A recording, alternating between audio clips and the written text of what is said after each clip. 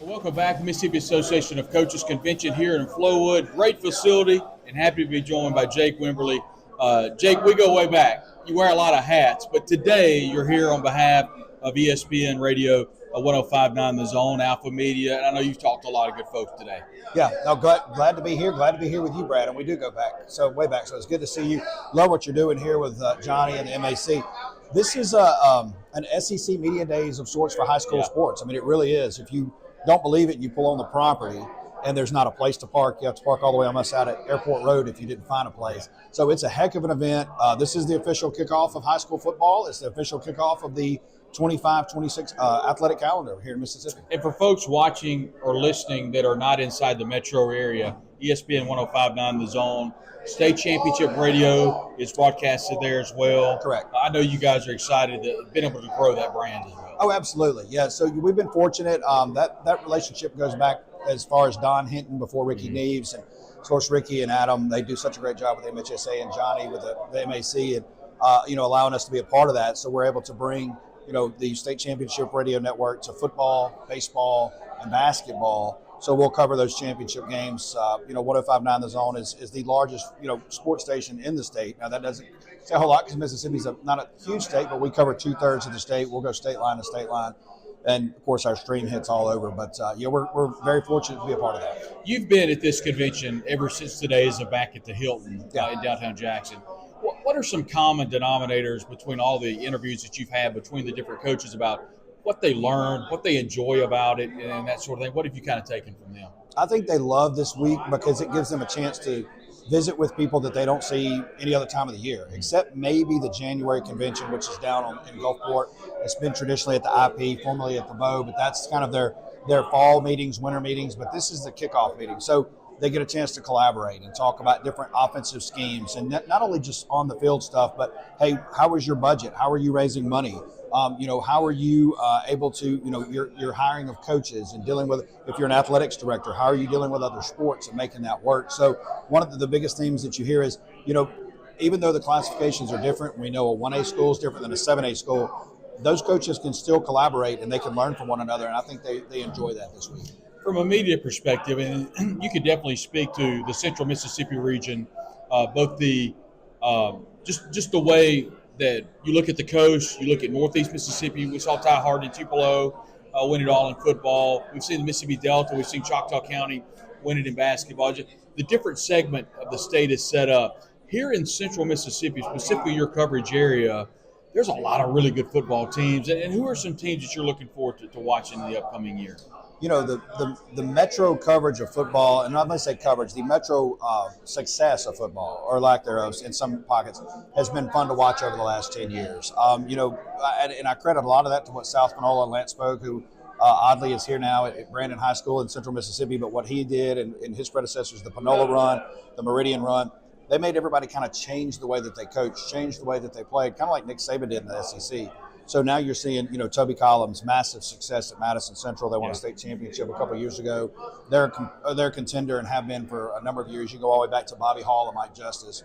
You look at, what's going on at Brandon. Lance Poe taking over for Sam Williams. They'll have an opportunity to be in that conversation come November if they can stay healthy. You look around Germantown. This could be the best Germantown team that we've ever seen this year. They've got one of the better quarterbacks in the state of Mississippi. They've got a roster that's chock full of really, really good talent. So you look at Germantown.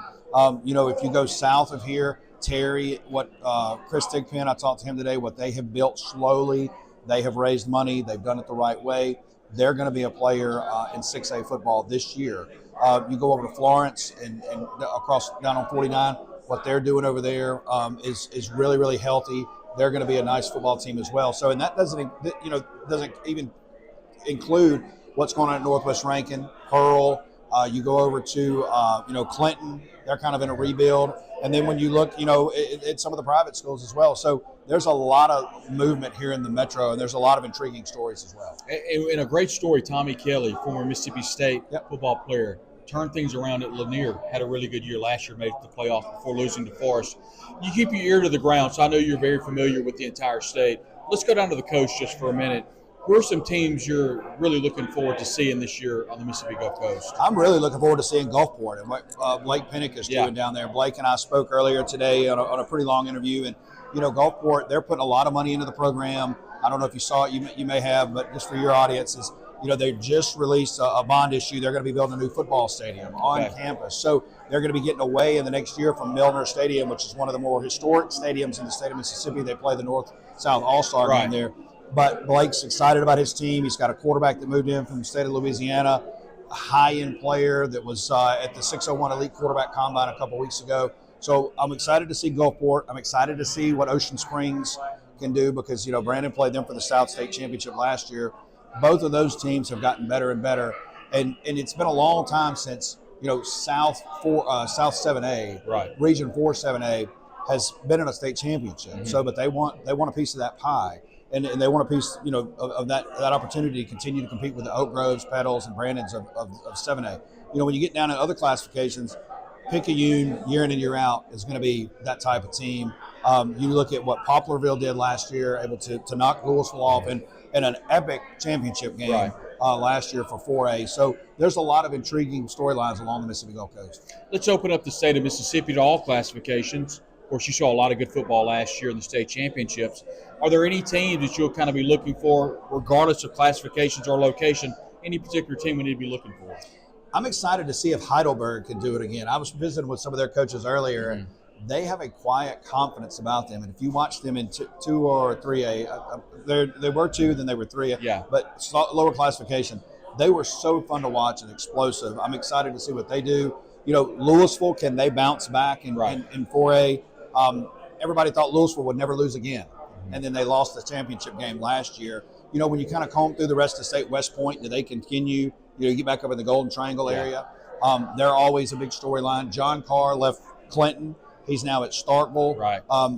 They have a quiet confidence about them as well. Yeah. So, Noxubee County, they'll be breaking in a new quarterback since Camario Taylor's at Mississippi State.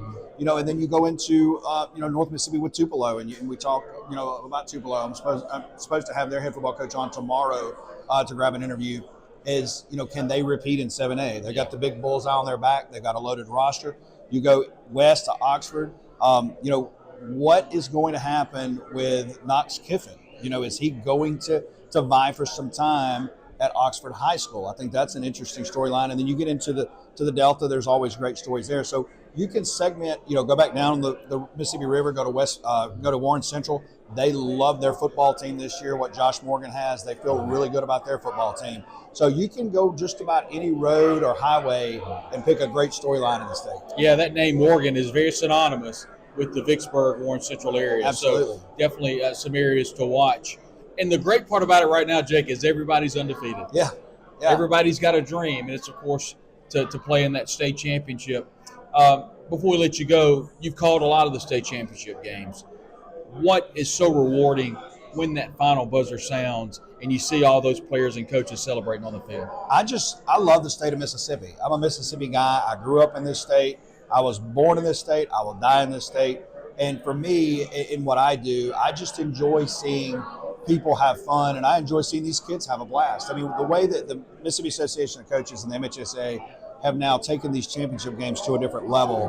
What they did at Oxford and continue to do when they host is awesome. We'll see Starkville for the first time in 10 years this year. Hattiesburg's been a great spot. Jackson, when they had it, was a great spot. But just to see the jubilation and just the camaraderie, Mississippi is still a state where it's about family, it's about community.